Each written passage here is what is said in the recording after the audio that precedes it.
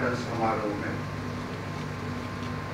इस कार्यक्रम में प्रमुख रूप से उपस्थित हमारे प्रधान सचिव डॉक्टर बाला प्रसाद जी, गांधीवादी विचारक तथा खुदा बख्श लाइब्रेरी बोर्ड के मेंबर डॉक्टर रजी अहमद साहब,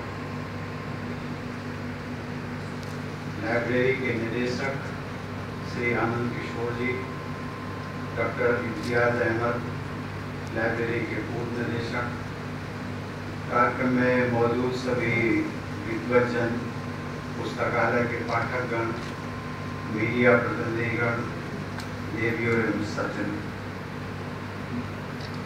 आज इस ऐतिहासिक खुदा बख्श ओरिएंटल लाइब्रेरी परिषद में जो नई बिल्डिंग बनी है उसके उद्घाटन समारोह में जो मैं शरीक हुआ, इसको मैं बेहद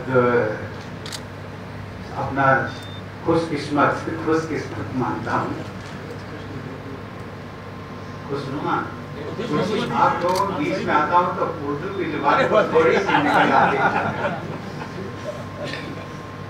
मित्रों, आपको संबोधन के शुरू करने से पहले मैं एक फेमस चिंतक थे जॉर्ज लुइस बोर्गेस, उनका एक कथन है। उन्होंने कहा था, कोट करता हूँ, I have always imagined that paradise will be a kind of library.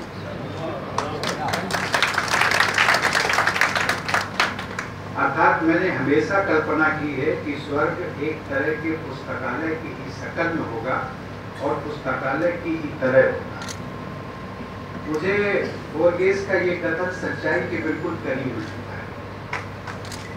स्वर्ग में अगर शांति मिलती है, सुकून मिलता है, ज्ञान मिलता है, आनंद मिलता है, सुंदर साहिचर्य मिलता है, साहिचर्य मीन्स गुड कंपनी, तो आप ही बताइए इसमें क्या है जो पुस्तकालयों में नहीं मिलता है।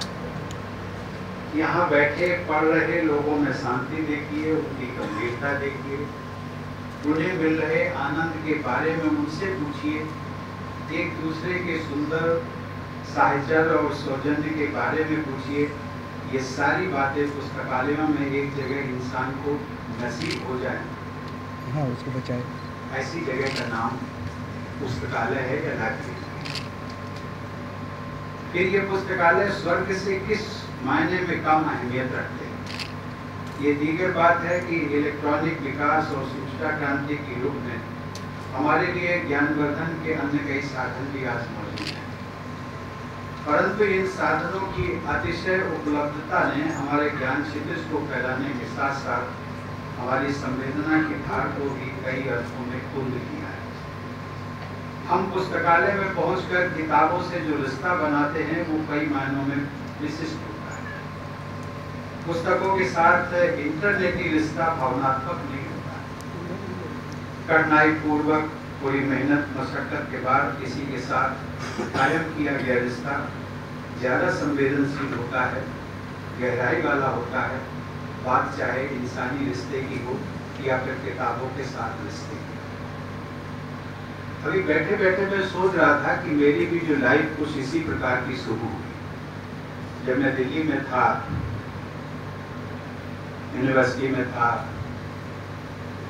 कुछ एग्जाम्स की तैयारी में था, तो एक बड़ी फेमस वहाँ लाइब्रेरी है सकरू हाउस में, Indian council of world affairs, उसमें मैं रेगुलर जाता था।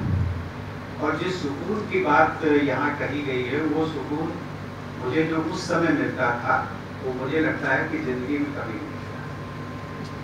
आज भी बहुत अच्छा लगता है, पद प्रतिष्ठा सब कुछ है, लेकिन वो जो सुकून की बात होती है, जब लाइब्रेरी में आप बैठते हैं, वो जो सुकून आप कल्पना के क्षितिज पर चलते जाते हैं और कहाँ से कहाँ पहुँच जाते हैं, वो एक सुकून दूसरे प्रकार का होता है।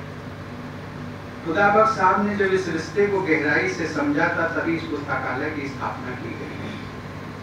ये लाइब्रेरी कुछ खास धरोहरों की तरह आज बिहार की पहचान बन चुकी है और अब समय आ गया है कि हम अपनी इस धरोहर को सजाने संभालने के प्रति और ज़्यादा संजीदगी से विचार करें। मैं डॉक्टर रजी अहमद से ऐसी बात कर रहा था कि खुदा बख्श साहब जिनकी ये तस्वीर पीछे लगी हुई है, वो तो बहुत नेक इंसान थे। तो आज की तारीख में तो हमारे बीच में नहीं है, लेकिन कहाँ होंगे?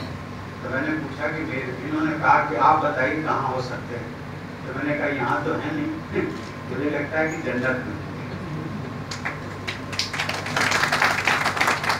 मैंने कहा कि जन्नत में होंगे, लेकिन उस इंसान ने जो ये किताबों के बीच में खोया रहा, उनके बारे में एक कहानी आप लोगों ने कभी मुझे सुनाई थी। बैरिस्टर थे ना वो, और वो जब घर से निकलते थे, उनकी बेगम जब सब्जी के लिए कुछ पैसे देती थी, वो कहते थे सब्जी लेकर के आ जाइए।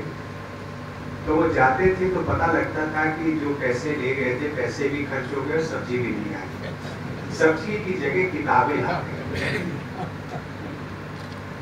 उनकी जो एक इन्वॉल्वमेंट था, एक किताबों के प्रति नहीं था। मुझे लगता है उन्होंने जो सपना देखा था कि हमारी कौम का मतलब ये नहीं कि जिस कौम में हम जिस बिरादरी में पैदा होते हैं, कौम तो हमारी सारी हिंदुस्तानी होता है।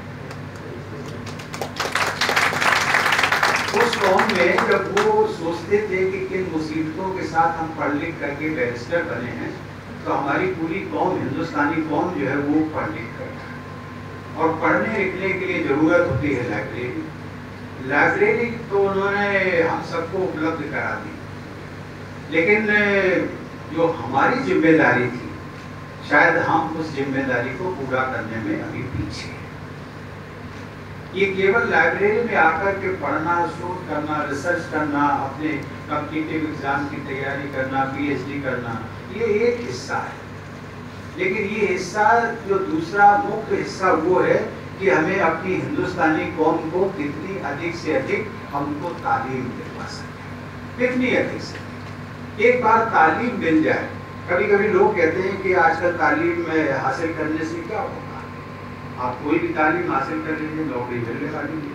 मैं उनको कहता हूँ कि नौकरी ना मिले, लेकिन वो इंसान बन जाएगा, इंसान जरूर बन जाएगा। और जब इंसान बन जाएगा तो वो समझदारी आ जाती है, और जो समझदारी आती है तो फिर उसको शायद तालीम की जरूरत बहुत नहीं पड़ती। वो पूरी जिंदगी अपनी सुकून के साथ निकालेगा और कौम की सेवा करेगा और देश की सेवा करेगा। मुझे बताया गया है कि खुदा बख्श ओरिएंटल पब्लिक लाइब्रेरी देश के प्रमुख प्राचीन पुस्तकालयों में से एक है। इसे 1969 में भारत सरकार द्वारा राष्ट्रीय महत्व का संस्थान घोषित किया गया। वर्तमान में यह भारत सरकार के संस्कृति मंत्रालय के अधीन एक स्वायत्त संस्थान है। आप सभी जानते हैं कि इस पुस्तकालय की विधिवत स्थापना सन 1891 में हुई, और तब से ही यह अरबी फारसी की दुर्लभ पांडुलिपियों के संग्रह केंद्र के रूप में विद्वानों और शोधार्थियों के आकर्षण का केंद्र बना हुआ है। इसे देखने के लिए भारत के कई तत्कालीन वायसराय, राष्ट्रपति, प्रधानमंत्री, राज्यपाल, मुख्यमंत्री और विदेशी विशिष्ट अतिथि भी आते हैं। संस्थापना के समय इस पुस्तकालय में 4000 पांडुलिपियां, जिनकी संख्या में निरंतर वृद्धि हो गई, और अभी लगभग 21,000 से अधिक पांडुलिपियां यहाँ सुरक्षित हैं, जिनमें अरबी और फारसी के साथ उर्दू, उज़्बेक, हिंदी और संस्कृत भाषाओं की दुर्लभ पांडुलिपियां मौजूद हैं। पुस्तकालय के आधुनिकीकरण के लिए विगत 2 दशकों में कई महत्वपूर्ण प्रयास हुए। इनमें सबसे महत्वपूर्ण पांडुलिपियों के डिजिटाइजेशन की प्रक्रिया है, जिसका पहला चरण संपन्न हो चुका है, और अब इसकी छाया प्रति इंटरनेट द्वारा पाठकों और शोधार्थियों को उपलब्ध कराने की व्यवस्था हो रही है।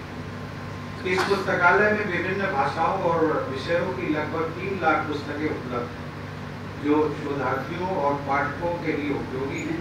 इसके साथ ही ऑडियो विजुअल सामग्रियों के रूप में अभिलेखागार के अंतर्गत पुस्तकालय में होने वाली बौद्धिक और सांस्कृतिक गतिविधियों को भी सुरक्षित रखा गया। मित्रों, आप सभी जानते हैं कि हमें सभी कार्यों को सुचारू रूप से चलाने में पिछले कुछ वर्षों में कठिनाई हो रही है। जो पुस्तकालय में पर्याप्त जगह का अभाव था। ये पुस्तकालय मूलतः खुदा बख्श जी की पांडुलिपियों एवं पुस्तकों के संग्रह के रूप में आरंभ हुआ। खुदा बख्श जी की ये वसीयत थी कि इन पांडुलिपियों को कहीं और स्थानांतरित ना किया जाए। उनकी इसी इच्छा के सम्मान में आज भी ये पुस्तकालय इसी परिसर में कार्यरत है।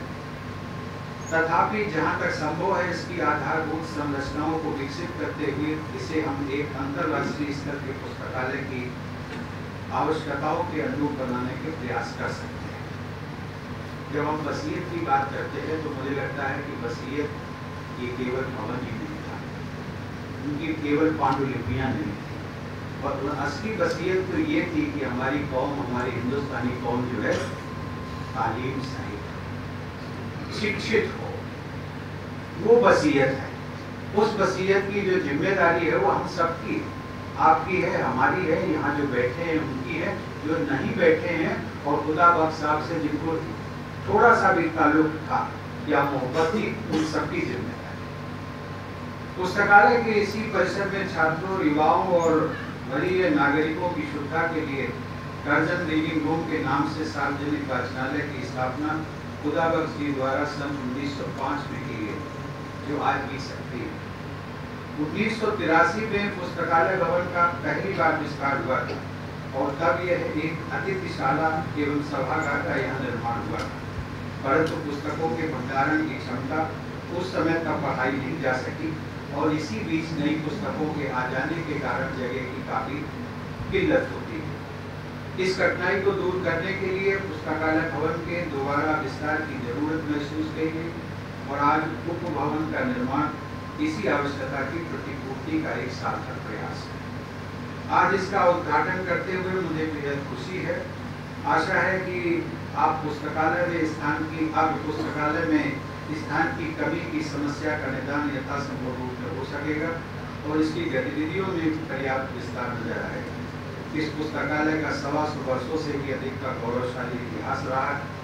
मुझे आशा है कि इस समृद्ध परंपरा को आगे भी बनाए रखा जाएगा। आने वाले दिनों में ये पुस्तकालय प्रगति के नए आयाम हासिल कर सके, ये मेरी दिली तमन्ना है। किसी शायर ने भी लिखा है कि जमाना मुझको मेरे बाद भूल जाएगा, मैं बहरहाल किताबों में मिलूंगा। इंसानी जिस्म मिट जाते हैं परंतु उसकी कारगुजारियां किताबों में दर्ज हो जाती हैं। खुदा बख्श साहब की शोहरत की लाइब्रेरी आज हमारी अनमोल धरोहर बन चुकी है। पुस्तकालयों के विकास का इतिहास मनुष्य की सभ्यता के विकास से जुड़ा हुआ है। आज जिस भवन का उपभवन का उद्घाटन हुआ, समर्पित हुआ खुदा बख्श साहब की यादगार में, और उसमें हमारी पूरी कमेटी विशेष करके डॉक्टर रजी अहमद साहब का, और ये मुझे लगता है कि मैं यहाँ तारीफ इसलिए कर रहा हूँ क्योंकि ये काम करवाने में माहिर है। काम की जो अहमियत है, अहमियत को जब तक आप नहीं बताएंगे तब तक कोई काम करने वाला नहीं। और ये काम की अहमियत को बताते थे, हम भी प्रभावित होते थे। अब भी हमारे डायरेक्टर साहब जो हैं किशोर जी, ये भी बखूबी इन्होंने अपनी जिम्मेदारी निभाई। हमारी पूरी कमेटी ने अच्छा काम कर रही है। डायरेक्टर की बात मैंने भी बात की है, अभी शायद मेरे ख्याल से शायद 2 वीक्स अगो जो मिनिस्टर कंसर्न है उनसे भी बात की, वो भी इसमें हैं, लगे हुए हैं। जल्दी से जल्दी, मुझे उम्मीद है कि जल्दी से जल्दी नियुक्ति हो जाएगी। आइए हम सब अपनी आगामी पीढ़ियों के लिए खुदा बख्श लाइब्रेरी की खूबसूरती को और अधिक बढ़ाने का आज संकल्प लें।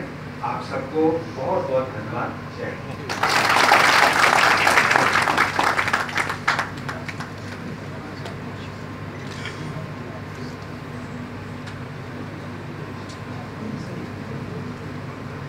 हम आपकी आखिरी नज़रों के लिए और जिन प्रेरणादायक शब्दों के लिए आपके प्रति आभारी हूँ।